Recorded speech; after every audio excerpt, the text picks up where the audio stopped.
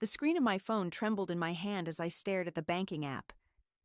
Where there should have been $47,832, my entire medical fund saved over 5 grueling years, there was only $212.46. My throat closed up as I jabbed the refresh button again and again. My name is Milena, and in that moment, I knew someone had stolen my future. "Mom?" I called out, my voice cracking as I limped down the hallway of our family home. "Dad?" The familiar ache in my spine flared with each step, a constant reminder of why I needed that money. I found them in the kitchen. Mom was arranging flowers while Dad sat at the counter with his morning coffee, scrolling through his phone. They looked so normal, as if they hadn't just destroyed everything I'd worked for. "Someone's taken my money," I said, holding up my phone. "All of it. I need to call the bank." Mom didn't even look up from her roses. "Oh, honey, we were going to talk to you about that." "What do you mean?" "Well," Dad cleared his throat, still not meeting my eyes. "Your sister's wedding venue needed a larger deposit than expected, and with the catering costs, plus that designer dress she fell in love with, the room started spinning." "You took my surgery money for Sadie's wedding? Don't be dramatic, Milena." Mom finally looked at me, her face set in that familiar expression of disapproval. "It's an investment in happiness. Your sister only gets married once." "My surgery's in 3 weeks." I gripped the counter to stay upright. 5 years of savings, every extra shift, every bonus, everything I had. "You can always save up again," Dad mumbled into his coffee. "Save up again?" My laugh came out hollow. "I can barely work full-time with this pain. The specialist said if I don't get this procedure soon, the damage could become permanent." Mom slammed a rose down harder than necessary. "Honestly, Milena, this obsession with your back isn't healthy. Have you tried yoga? My friend Sandra swears by it." "Yoga? Are you serious right now? Don't take that tone with me." She pointed a flower stem at me like a weapon. "This is about family. Your sister needs this wedding. The Grays are very influential people. Do you know what doors this marriage could open for all of us?" "What about my doors?" I could hear my voice rising but couldn't stop it. "What about my chance to dance again? To work without pain? To have a normal life?" "Oh, please," Mom scoffed. "You haven't danced in years. It's time to move on. Besides, Sadie needs you to be her maid of honor. She's announcing it on Instagram today." I never agreed to. "Enough." Dad's hand came down on the counter. "What's done is done. The money has been spent. Now, you need to put on a happy face and support your sister. The rehearsal dinner is in 3 weeks. I stood there, staring at these people who were supposed to protect me, who had instead robbed me of my chance at healing. And for what? Crystal champagne flutes and designer centerpieces? "How could you do this to me?" My voice came out barely above a whisper. Mom rolled her eyes. "Stop being so selfish, Milena. This isn't all about you." In that moment, something inside me shifted. Maybe it was the casual cruelty of their dismissal. Maybe it was years of being told my pain wasn't real, wasn't important enough. Or maybe it was simply the realization that these people, my own parents, would never change. "You're right," I said quietly, straightening up despite the pain shooting down my leg. "It's not about me. It's about image, about appearances, about your precious social climbing." "Milena," Dad started, but I was already turning away. "I'll be at the wedding," I called over my shoulder. "I'll wear whatever dress Sadie picks. I'll smile for the photos. But after that, we're done." "Don't be dramatic," Mom shouted after me. But I wasn't being dramatic. For the first time in my life, I was seeing things with perfect clarity. They wanted a performance? Fine. I'd give them one they'd never forget. I pulled out my phone as I walked to my car, fingers shaking as I typed a message to my friend Vera. "Remember that idea you had about me sharing my story? I'm ready, and I know exactly where to start. They say revenge is a dish best served cold. But sometimes it's best served in front of 200 wedding guests with smartphones and social media accounts. Game on. Girl, you look like death warmed over, Vera said, as I shuffled into our shared office space at the marketing firm. What happened? I collapsed into my ergonomic chair, the only luxury I'd allowed myself while saving for surgery. They took it. All of it. Who took what? My parents. They emptied my medical fund for Sadie's wedding. Vera's coffee mug hit the desk with a sharp crack. They did what? I recounted the morning's conversation, my voice flat and empty. With each detail, Vera's expression darkened.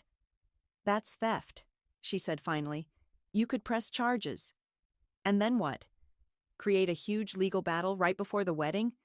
They'd just paint me as the bitter, jealous sister. I rubbed my temples. I can't fight them directly. They're too good at spinning everything. Vera wheeled her chair closer, lowering her voice as our co-workers filtered in.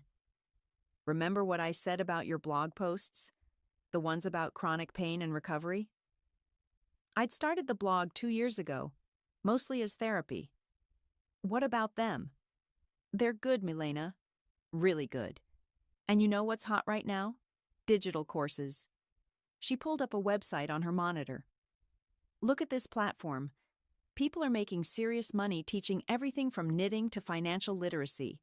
I'm not an expert in anything. Bullshit. Vera's eyes blazed. You've navigated the healthcare system, researched alternative therapies, learned how to manage a career with chronic pain. That's expertise. That's valuable. Who would pay to hear about that? The millions of people dealing with similar issues? She started typing furiously. Look at these statistics.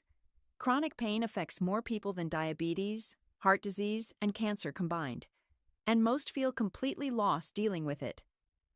My phone buzzed. Another wedding planning message from Sadie. I silenced it. I don't know, Vera. Just try it. Create one course outline.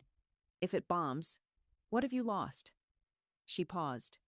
Besides, wouldn't it be deliciously ironic if you funded your surgery by helping others while your family's busy throwing money at flower arrangements? That got a small smile out of me. Where would I even start? First, we need to polish your brand.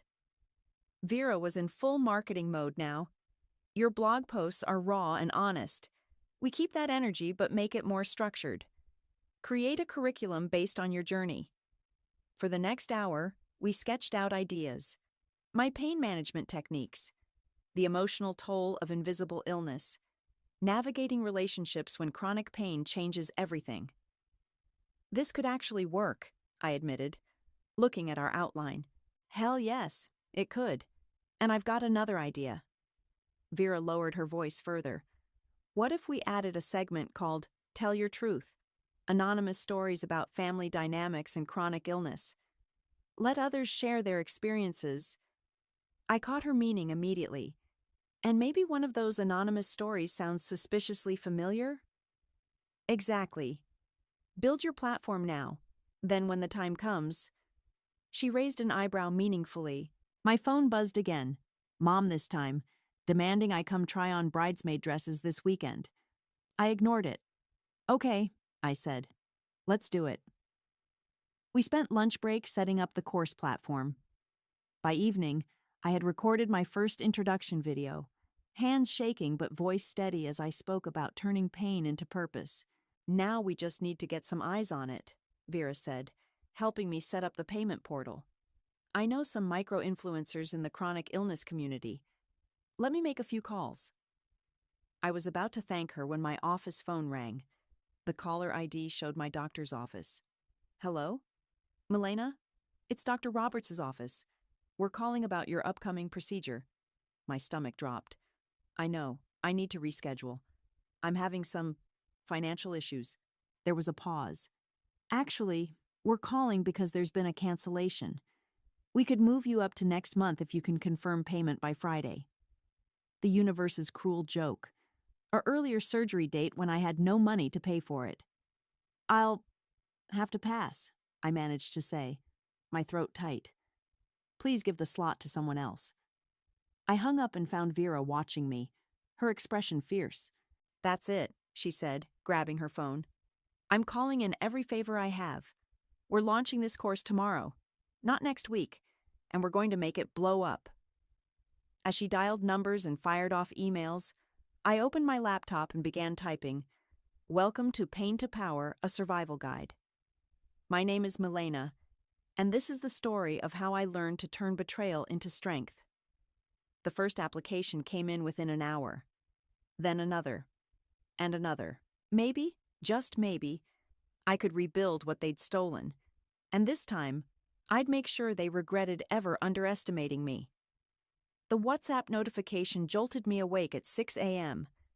Sadie had added me to a group called Bride Tribe Goals, along with 15 other people. Messages flooded in immediately. Sadie, welcome my beautiful bridesmaids. Attached is everyone's schedule for the next 3 weeks, color-coded by person. Milena, as MOH, you're in charge of coordinating everything. Love you all. Without opening the attachment, I muted the chat and dragged myself to the bathroom mirror. 10 years ago, I would have been at the dance studio by now, warming up for morning practice. I touched my reflection, remembering the girl who once moved like water. My phone rang. Sadie. "Why aren't you responding in the group?" she demanded before I could say hello. "I just woke up." "Well, you need to get on this. The bridal shower is in 2 weeks, and I need you to coordinate with Mom about the venue. Also, did you see the itinerary? Your dress fitting is today at 2. I gripped the sink. "I have work today." "Oh, please, your boss loves you. Just take a long lunch." She paused. "By the way, I saw you launch some kind of online course thing. You should probably take that down before the wedding. Darren's family is very private, and it might seem desperate." The old Milena would have apologized. The new one didn't. "Can't make 2 p.m., I said instead. "Schedule it for Saturday." But I hung up. At work, Vera was waiting with coffee and a gleam in her eye. "Check your course dashboard." I logged in and nearly spilled my drink. Overnight, we'd gotten 57 signups. How? "Remember that chronic illness influencer I mentioned? She shared your intro video. But that's not the best part." Vera leaned in. "I got a message from someone who works at City Hall. Apparently your dad visited the Gray family's office last month, right before your money disappeared." My hands stilled on the keyboard. "What?" "Turns out Darren's father helped your dad dodge some campaign finance investigation last year. The wedding connection? That was the price." The pieces clicked together. My medical fund hadn't just paid for Sadie's wedding. It had covered my father's political debt. "How sure are you about this?" "My contact has documentation. Emails." Vera's smile was razor sharp. "Want to include it in the next Tell Your Truth segment?" I thought about my father's dismissive, "What's done is done," about my mother's roses and casual cruelty. "Not yet," I said finally, "but save everything." The rest of the day passed in a blur of wedding messages and coursework. By evening, I had 100 signups and 3 missed calls from my mother. I was recording a module about family dynamics when my door buzzed. Opening it revealed Sadie, perfectly manicured and furious. "You missed the fitting," she snapped, pushing past me into my apartment. "I told you I couldn't make it." Do you have any idea how embarrassing that was? The boutique owner is friends with Darren's mother. She paced my small living room. "Why are you being so difficult? Mom and Dad gave you a beautiful opportunity to be part of something special. They stole my surgery money." "Oh my God, you're still on that. It's just a back problem. Take some Advil." She stopped pacing to examine my course notes on the coffee table. "What is all this anyway? Chronic pain and family trauma? When support systems fail?" Her eyes narrowed. "Are you writing about us?" I met her gaze steadily. "Everything I write is anonymous." "Take it down." Her voice shook. "Take it all down, or I'll tell Mom and Dad. Go ahead. She stared at me, this sister I'd once protected from playground bullies. What happened to you? I woke up. After she stormed out, I opened my laptop and started a new module. When family gaslights, your pain. The words flowed easily now, sharp and true as knives. My phone buzzed with a new email. From Sound, Anonymous. Subject, your story. Message, I work in media. What your family did isn't just cruel, it's fraud. I have proof about the gray connection. If you're interested in the full story, I'll be at the wedding. Look for LB. I read it 3 times, then texted Vera. Remember how you said revenge is best served to an audience? I think we just found our spotlight. The WhatsApp group pinged again. Another detailed schedule, another demand for my time and energy. I smiled and began to type my response. They wanted a maid of honor? They'd get one they'd never forget. Testing, testing. I adjusted my microphone, hands trembling slightly. Welcome to Tell Your Truth, where we share anonymous stories of chronic illness and family dynamics. Vera gave me a thumbs up from behind her laptop. We'd converted her spare bedroom into a makeshift recording studio, complete with sound-dampening blankets on the walls. Today's story comes from a listener we'll call Grace, I continued, my voice steady despite my racing heart. Grace saved for 5 years for a life-changing surgery. But one morning, she discovered her family had other plans for her money. 2 hours later, we had 3 episodes recorded. Each one featured a different, anonymous story that paralleled my experience, but with changed details and locations. These are fire, Vera said, editing the audio. Raw, but professional. Personal, but relatable. She glanced at me. Are you ready for the fallout when your family recognizes themselves? They probably won't even listen. Mom thinks podcasts are for people without real hobbies. My phone buzzed. Another wedding message. This time from Darren's mother. Darling, please ensure the bridesmaids understand the photo schedule. We've hired Paolo, and his time is very expensive. I ignored it and checked our course dashboard instead. The numbers made me gasp. Vera, look at this. She leaned over. Holy shit. 3,000 followers? The chronic illness community must be sharing your content. Check the comments. They scrolled past. Finally, someone who gets it. I thought I was alone. My family did the same thing. And then one that made my breath catch. This reminds me of that influencer wedding drama from last year. Vera's eyes lit up. The algorithm is making connections. People are putting pieces together. Should we be worried? Are you kidding? This is perfect. Build the mystery. Let them speculate. She typed rapidly. We just need one micro-influencer to... My laptop pinged with a new message notification. From LB. Subject, partnership proposal. Message. Your content resonates deeply with our mission. Would like to discuss potential sponsorship and advocacy platform. One condition. Must meet in person. Will be attending the Gray Hansen wedding as guest. Find me at the reception. P.S. Your father's political connections run deeper than you know. LB, Vera mused, could be anyone on the guest list, but they clearly know something. Or it's a trap. My parents trying to shut me down. Your parents barely know how to attach files to emails. This is someone else. She pulled up the wedding guest list we'd swiped from the planner's portal. Let's cross-reference. My phone buzzed again. Sadie had posted a new Instagram story. Her final dress fitting, Mom crying theatrical tears in the background. The caption read, "Some people are blessed with the most supportive family." Post the next episode, I said suddenly. Now, we were going to wait until... Now. I adjusted the microphone. Let's record one more first. About narcissistic mothers and golden child syndrome. Vera's smile turned wicked. I'll boost it to our most engaged followers. The episode went live at midnight. By morning, It had 10,000 plays and was being shared across multiple platforms. Someone had even created a Reddit thread theorizing about the real identity of Grace. Mom called while I was driving to work. "The wedding planner just quit," she said without preamble. Something about a toxic family environment? "And now Darren's mother is asking questions about your father's campaign donations." "Sounds stressful." "This is serious, Milena. People are talking. There are rumors." She paused. "Have you been telling people about our private family matters?"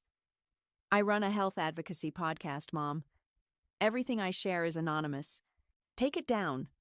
Her voice turned sharp. "Take it all down, or you'll regret it." I thought about the stolen money, the years of dismissal, the casual cruelty masked as concern. "No," I said quietly. "I don't think I will." I hung up as another email arrived. From LB. Subject, impressive message. "Your latest episode is trending in certain circles. The right circles. Keep going. See you at the wedding. P.S. Check today's financial news about the Gray family investments." Vera texted seconds later. "Holy shit. Darren's father's company is under investigation for fraud. Your dad's campaign contributions are mentioned." I pulled into the office parking lot, a strange calm settling over me. They thought they'd silenced me by taking my money. Instead, they'd given me a voice that reached thousands. "Time for another episode?" Vera asked when I walked in. I nodded, pulling out my notebook. "Let's talk about how karma works in the age of social media." The microphone felt warm under my fingers as I began. "Welcome back to Tell Your Truth. Today's story is about what happens when the masks finally crack."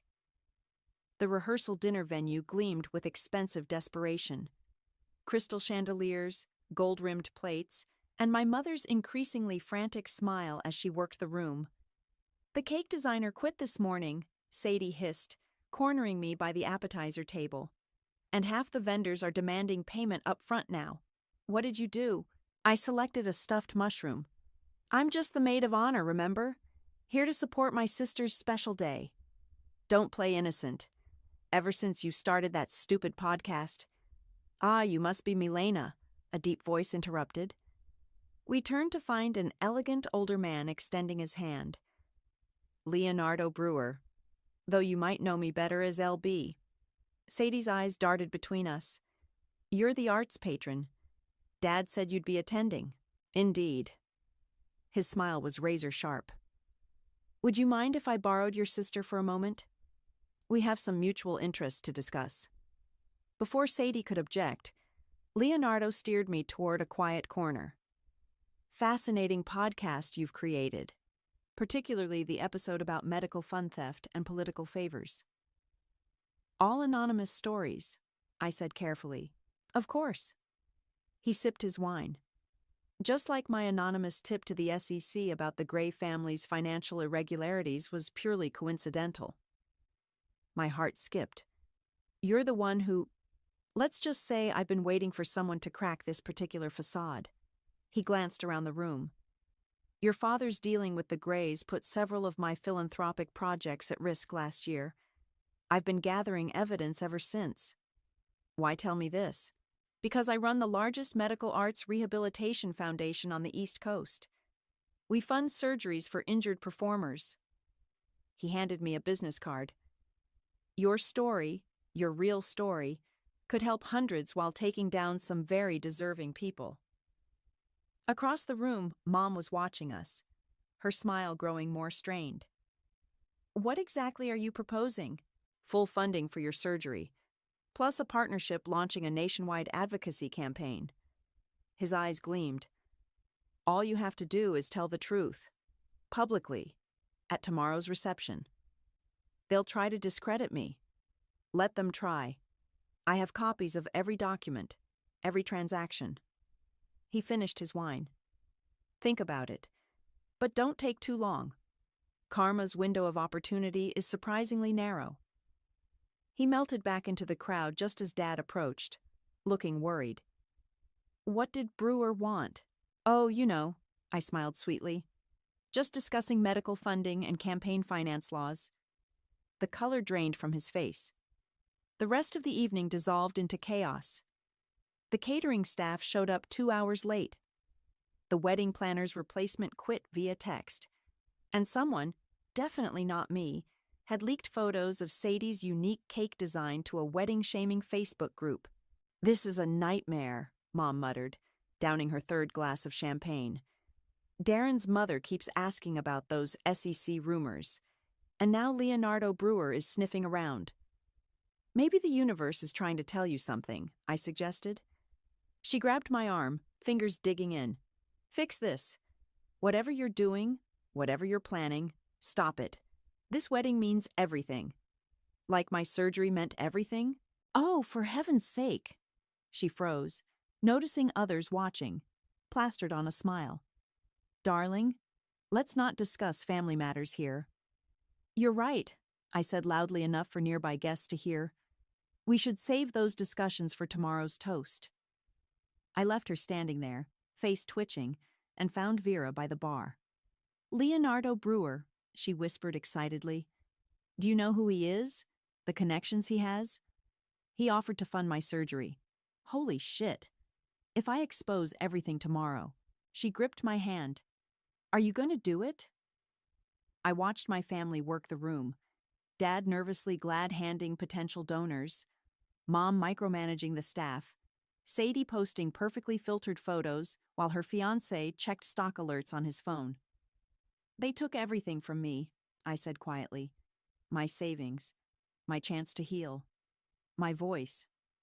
I pulled out my phone and showed Vera the toast I'd been drafting. "Time to take it all back." Her eyes widened as she read. "This will destroy them." "No," I corrected, watching Leonardo raise his glass to me from across the room. "This will free me." The rehearsal dinner wound down in a cloud of tension and forced smiles. Tomorrow would bring the main event, a wedding that had cost me everything. But as I drove home, Leonardo's card burning a hole in my pocket and my toast burning brighter in my mind, I realized something. Sometimes losing everything is just the universe's way of showing you what you're truly worth. And tomorrow, everyone would learn exactly what that price was. The wedding day arrived in a flurry of hairspray and barely concealed panic. I sat perfectly still as the makeup artist covered the dark circles under my eyes, while Sadie had her third meltdown of the morning. "The flowers are the wrong shade of pink," she shrieked, pacing the bridal suite. "And the videographer is late, and my hair is ruined, and—" "Breathe, sweetie," Mom cooed, shooting me a warning look. "Milena, can't you do something?" I smiled serenely. "Everything will be exactly as it's meant to be." The makeup artist finished my face just as Vera texted. "In position. Backup recordings ready. You good?" I replied with a thumbs-up emoji and stood carefully, managing my pain. The bridesmaid dress cost more than 3 months of my rent, a shimmering rose gold nightmare that Sadie had chosen to complement her aesthetic. "Oh God," Sadie gasped, staring at her phone. "Someone just posted about Dad's campaign finances in my wedding hashtag." Mom snatched the phone. "Delete it. Delete everything. And where is that wedding planner? We need damage control." I slipped out while they panicked, finding a quiet corner to review my toast one last time. The words were seared into my memory after countless rehearsals. "Getting some pre-wedding jitters?" Leonardo appeared beside me, impeccable in his tuxedo. "Just finalizing some details." He handed me a business card. "My surgical coordinator. She's expecting your call tomorrow morning." His eyes twinkled. "Assuming you still plan to go through with this?" "Watch me." The ceremony was a masterpiece of excess. 200 guests packed the cathedral, camera phones ready. Sadie floated down the aisle in a dress that could have funded my surgery twice over. Mom dabbed at dry eyes with a monogrammed handkerchief, while Dad beamed with manufactured pride. I stood beside my sister, the perfect maid of honor, and thought about the last time I'd performed on stage. The rush before a big dance number. The anticipation thrumming through my veins. This was just another performance. The reception venue dripped with crystals and white roses. Champagne flowed as guests found their seats, many already checking their phones for the latest rumors about the Gray family's financial troubles. "You look too calm," Vera whispered, adjusting her camera under the pretense of fixing my dress. "It's scary." "I learned from the best," I murmured, watching my mother work the room. How to smile while holding a knife. The first hour passed in a blur of speeches. Dad's business partners praised the union. Darren's father made veiled comments about family loyalty. Mom cried on cue about her perfect daughters. Then the DJ announced, "And now a special toast from the maid of honor." Silence fell as I took the microphone. In the front row, Leonardo sat forward slightly. Vera's camera light blinked red. "When I was 18, I began, my voice clear and steady, "I was going to be a professional dancer. I had scholarships, contracts, dreams." I paused, meeting my mother's suddenly wary eyes. Then came the injury, the chronic pain, the need for surgery. Sadie shifted uncomfortably in her designer dress.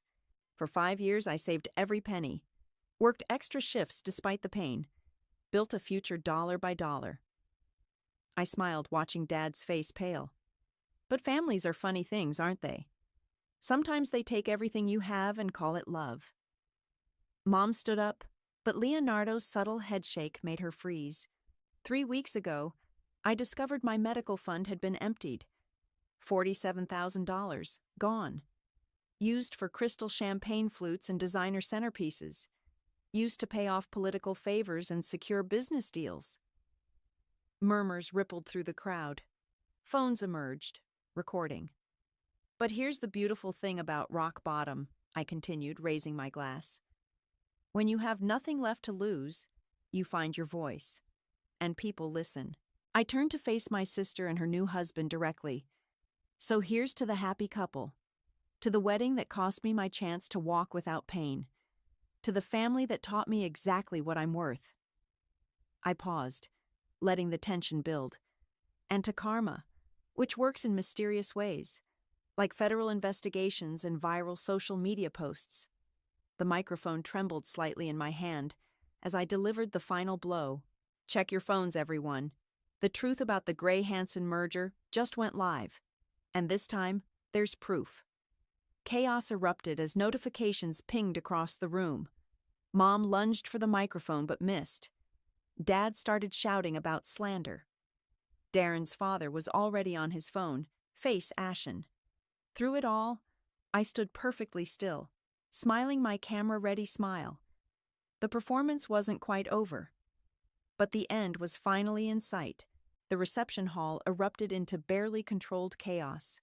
Phones buzzed with notifications as my latest podcast episode, complete with documented proof of the financial dealings, went viral in real time. "You absolute bitch!" Sadie screamed, lunging for me. Darren caught her arm, his face ashen as he stared at his phone. "Do you know what you've done?" "Exactly what you taught me," I replied calmly, still holding the microphone. "Family first, right?" "Security!" Mom shrieked, but Leonardo was faster. "I wouldn't," he said smoothly, stepping between us. "Unless you want the media to see you physically attacking a disabled woman at her sister's wedding. I'm sure that would play wonderfully on social media." Phones kept recording as Dad pushed through the crowd. "Milena, stop this now. We can talk about this privately. Like we talked about my surgery fund?" My voice carried across the suddenly silent room. "Or like we talked about using that money to pay off the Grays after your campaign finance scandal?" A sharp gasp rippled through the crowd. Darren's father stood up so quickly, his chair crashed backward. "You promised this was handled," he snarled at my father. "You said there was no paper trail." "There's always a paper trail," I said, pulling up a QR code on the presentation screen. "Feel free to scan and see for yourselves. Every transaction, every email, every deal." Guests scrambled for their phones as Darren's mother grabbed his arm. "We're leaving, now." "But the wedding," Sadie started. "There is no wedding," Darren snapped, finally finding his voice. "Not after this. My family's reputation, Your family's reputation? Mom laughed hysterically. What about our reputation? Milena, take this down immediately. I can't, I said simply. It's already been picked up by 3 news outlets. Turns out people love a story about corruption exposed at a society wedding. Leonardo stepped forward again, this time addressing the room. As chairman of the Medical Arts Foundation, I can confirm that all documentation has been verified. We'll be launching a full investigation into the misappropriation of medical funds, starting with the Hansen campaign contributions. Dad collapsed into a chair, head in his hands. You've ruined everything, Sadie sobbed, mascara streaming down her face. My perfect day, my marriage, our family. No, I corrected her, finally letting some emotion crack through. You ruined it when you decided my health was worth less than your wedding, when you watched them steal my future and called me selfish for wanting it back. Vera's camera caught every moment as guests began streaming toward the exits, whispering furiously into phones. Darren's family huddled with their lawyers in one corner, while Mom tried desperately to salvage relationships with fleeing socialites. The course website just crashed, Vera whispered excitedly. Too many people trying to access your story at once. I nodded, then turned back to my sister. You know what the funny thing is? I would have given you that money if you'd just asked. If you'd seen me as a person instead of an inconvenience. If you'd shown even a moment of real empathy. Empathy, she spat the word. You did this for revenge. No. I set down the microphone and pulled out Leonardo's card. I did this for surgery, for every person who's been silenced by family obligation, and for myself, because sometimes the only way to heal is to tell the truth. The room had nearly emptied now, leaving only immediate family, Leonardo's team, and a handful of journalists who'd somehow gotten wind of the story. What happens now? Dad asked quietly, looking older than I'd ever seen him. Now? I smiled tiredly. Now I go home and call a surgical coordinator. Now I build my platform and help other people find their voice. Now I finally start living without your permission. Mom made one last desperate attempt. We're your family. No, I said, turning away. You're just people who taught me exactly how strong I am. I walked out of the reception hall with Leonardo and Vera flanking me, past the whispers and camera phones, past the ruins of a wedding that had cost me everything and given me something priceless in return. Freedom. Outside, the summer air felt clean and new. My phone buzzed with messages from course participants, media requests, and a confirmation email from Leonardo's surgical coordinator. Ready? Vera asked, already pulling up traffic directions to my apartment. I looked back at the venue one last time, remembering the girl who'd walked in hours ago. Perfectly dressed, perfectly obedient, perfectly silent. She was gone now. In her place stood someone stronger. Someone who'd learned that sometimes the best revenge isn't serving a cold dish. It's telling a hot truth and letting karma handle the rest. Ready? I said, and stepped into my new story. My phone buzzed as I sat in the pre-op room, hospital gown crackling when I moved to check it. Don't, Vera said, snatching the device away. You promised. No social media until after surgery. I just want to see... Nope. Your course has 10,000 members now.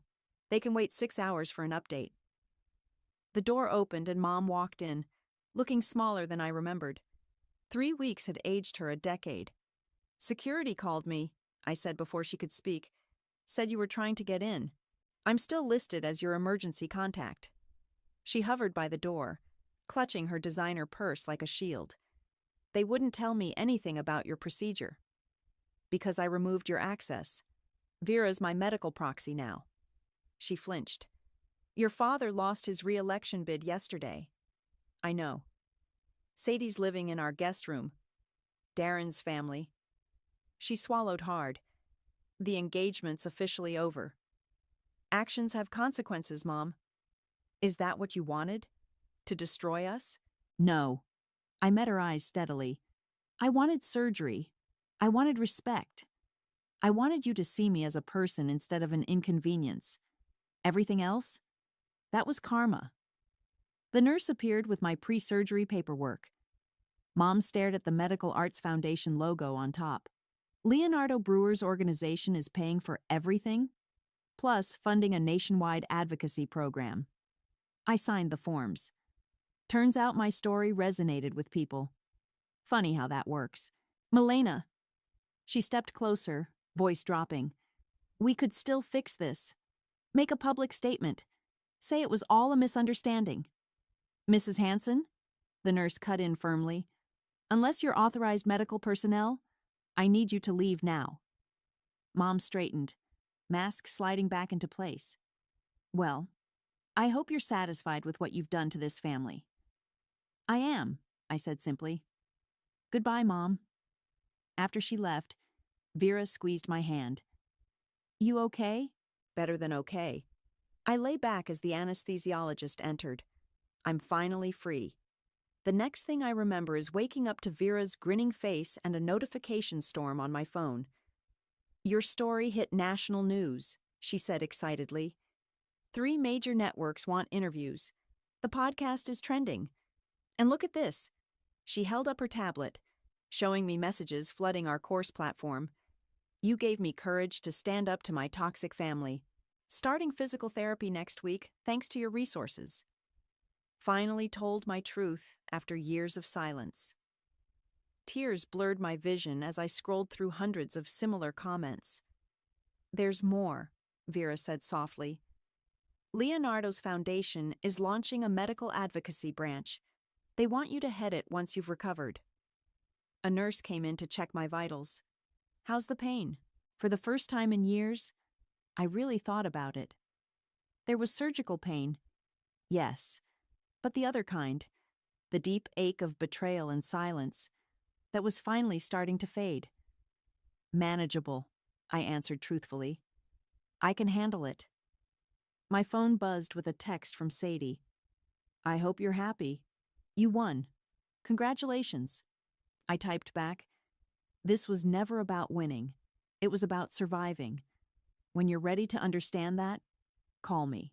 Another message popped up. From Leonardo? Surgery successful? Good. Board meeting next week to discuss your role. Your voice is needed. Vera helped me sit up carefully. What are you thinking? I looked around the recovery room, remembering all the times I'd been here alone, swallowing pain and silence, because that's what family expected. I'm thinking about all the other people out there, suffering quietly, because someone told them that's what love looks like. I reached for my phone. Help me record something? She positioned the camera as I began. Hey everyone, I'm recording this from my hospital room, where I just had the surgery that my family said I didn't need, that they stole from me, that they claimed was selfish to want. My voice grew stronger with each word. But this isn't a story about revenge. It's about truth, about standing up when everyone tells you to sit down, about finding your voice when the world tries to silence you. I smiled directly into the camera. So here's my promise. I will never be quiet again. And I will help every single one of you find your voice too. Because the greatest power we have isn't in revenge. It's in finally telling our truth. Vera lowered the phone, wiping her eyes. That's going to help a lot of people. Good, I said, settling back against the pillows. Because that's the best revenge of all.